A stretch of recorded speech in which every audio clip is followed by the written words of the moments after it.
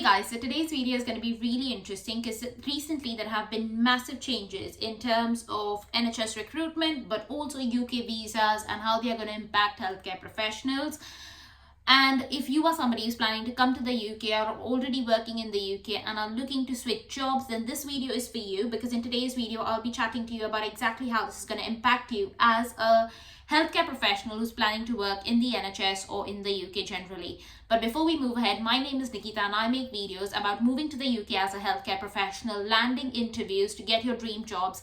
And if any of this is of interest to you, do not forget to subscribe to me on YouTube, but also follow me on Instagram. My handle is Physiotherapy in UK. Also, what I want to do is highlight all of the different healthcare professionals out here that this video is applicable to them. And today what we're going to be discussing is mainly about people who are looking to move to the UK in 2025 or 2026 and how the current change is going to impact them.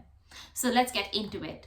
Firstly, let's talk about eligibility for you to start working as a healthcare professional in the UK. Now, those of y'all who do not know, there are many different regulatory bodies in the UK for different professions. The most common one that most of us fall under is the HCPC. Now, the HCPC stands for Healthcare Professionals Council.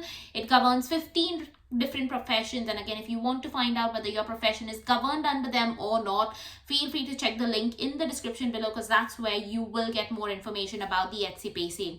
Now, what's important to remember is that for your HCPC registration, you do not need your master's, you do not need a PhD. All you simply need is your bachelor's degree. Now, once you have your bachelor's degree, and again, you can apply for this if you've had your provisional degree certificate as well, what you need to do is complete an online form and make a very good application. Now, over here, a lot of people get stumped, and this is where HCPC can ask you for further information and delay your process.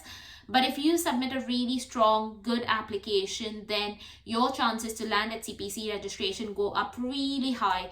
Now, again, worth noting over here that the form is completely online. If you need help with understanding what is the form, how to fill it out, feel free to check all of the information in this playlist, where it gives you step-by-step guidance about it. But again, what you've got to remember is that, like I said, the process can be quite lengthy. It can take anywhere between 3 to 6 months or even longer sometimes. However, if you do need one-to-one assistance on how to write your HCPC application and the best way for you to put forward all of that information, then let me tell you that you can book a one-to-one session with me where I go through all of these details and so much more to help you land an HCPC registration without any hiccups. Let's talk about the second thing that you need in order to land a job in the UK after your HCPC registration. Well, it literally goes before, but let's just talk about it now. The thing that I am talking about is experience. Now, a lot of y'all out there will be considering what is the level of experience you need to land a job in the UK. So I know of so many people out there who are having loads of experience, 3-4 years, 5 years of experience, and are now coming to the UK, or people who are just freshers and are looking to start their masters in the UK. So what is the right level of experience for you? So if I'm being honest, I would definitely recommend that if you are a fresher, please take a step back.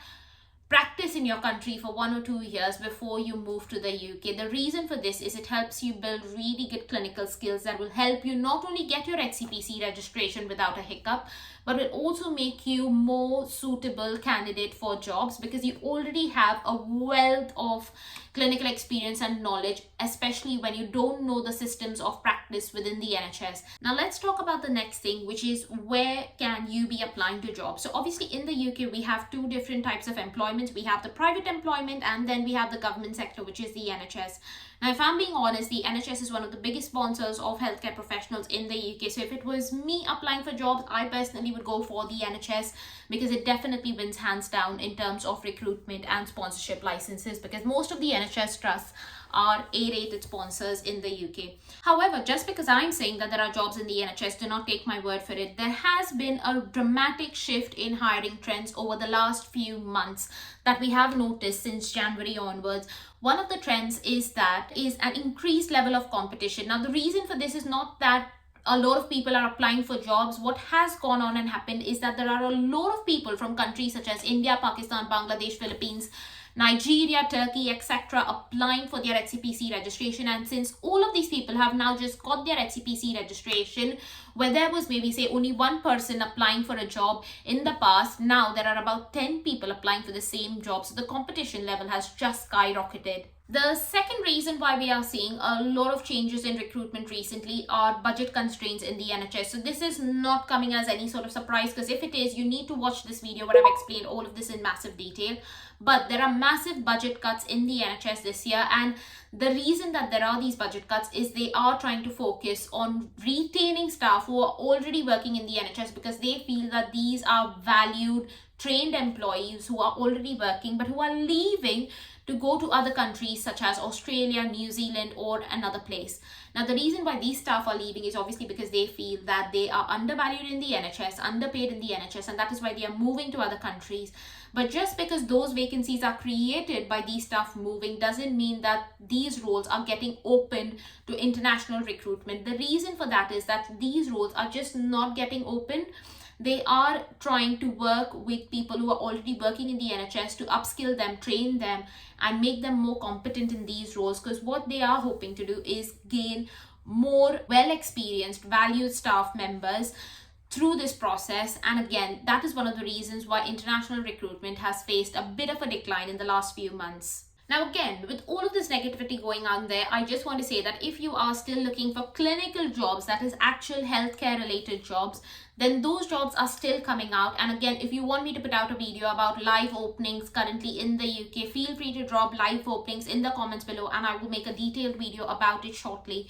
But if you are in the process of applying for jobs and need help about what you should be writing in your supporting information or how else you should be framing your job application a bit better, feel free to check out this playlist which has all of the information about it. But if you are applying for private jobs, what you need to remember is that you need to have a CV in order to apply for jobs in the private sector.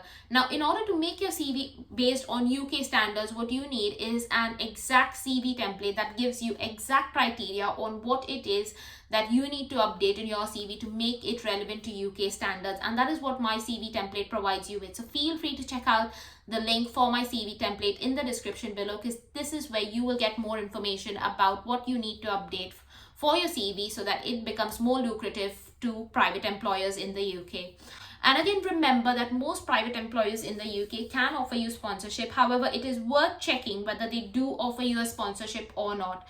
This can obviously be available through generic information available on the Government of UK website, where there are lists and lists of sponsored employers in the UK. So feel free to check that first before you make an application and submit your CV. But say, for example, you've submitted your CV, it's also good practice to just drop in a single line saying, I am looking for work visa sponsorship. Is this available within your private company? Because this is going to save you loads of effort of you going in, updating your CV, making an application to the company only to find out that they do not offer sponsorship roles in that specific field. And before we move ahead here, I just think this is a good place for me to say that if you are in the UK already and are saving up for your first property or are looking to build your income, then please feel free to check out this entire playlist, because this is where I'm helping you gain a little bit more understanding about managing your finances as a healthcare professional who has a very limited salary in the UK and is living in the UK with their family. So feel free to check out this playlist, guys, because it has all of the information that you need in order to get better at your finances in the UK. Moving on to the different routes that are available to you if you are somebody planning to come to the UK in 2025-2026. So the first route, like I already explained in this video, is get your HCPC registration, start applying for jobs, land an interview, and get a sponsored role. This is a very straightforward, easy process, and this is the process that I would recommend to most of my one-to-one clients, especially if they are in a bit of a crunch with finances already, because this process does not cost you a lot. All in all, it would take you about £1 lakh. Again, as a part of this process, you will still need to pay for your visa, your HCPC registration, your flight tickets, accommodation, etc. But this is a much cheaper route as compared to option number 2, which I am going to share right now. So option number 2 is where you actually come to the UK to study your master's degree. Now, I know this doesn't sound like a very attractive option, because obviously, let's be honest, masters in the UK can be incredibly expensive. But this is where it gives you a bit of an opening, because what you need to do is almost consider that masters as a bit of a stepping stone in your life generally. Now, I wouldn't recommend doing masters in public health or some general degree that you think is not going to add value to your profession. What you've got to remember is that from an HCPC point of view, you can already gain your registration with your bachelor's. So this master's ideally needs to be something that you are definitely interested in, but also that you are considering to see yourself in the next 5 to 10 years so that it can add value to your life. Please do not spend money based on a useless master's degree that is not going to get you anywhere other than just get you an entry point into the UK. Now, that being said, what I want you to do is in your master's degree, so when you are already in your master's degree, you need to make sure that you've applied for your HCPC registration, and you've got to make sure that just in time for your master's degree getting over, you've already started applying for jobs. Because let's be honest, you do not need to wait on your PSW visa to start applying for sponsorship roles. You should be doing that in the last 4 to 5 months of your master's degree if you want to land a sponsored role in the UK. Now, I know so many people who have done this and have successfully landed sponsored roles in the UK in the last 3 months.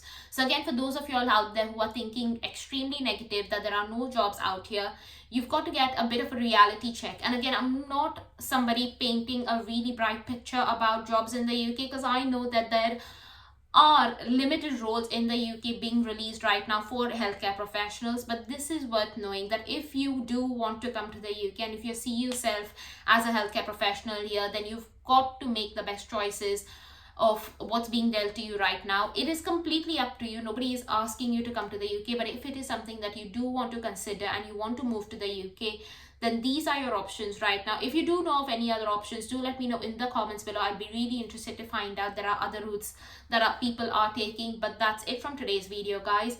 If you are interested in knowing more about how to buy a house in the UK and what else you need to be doing, check out this video. But if not, I'll see you in the next one.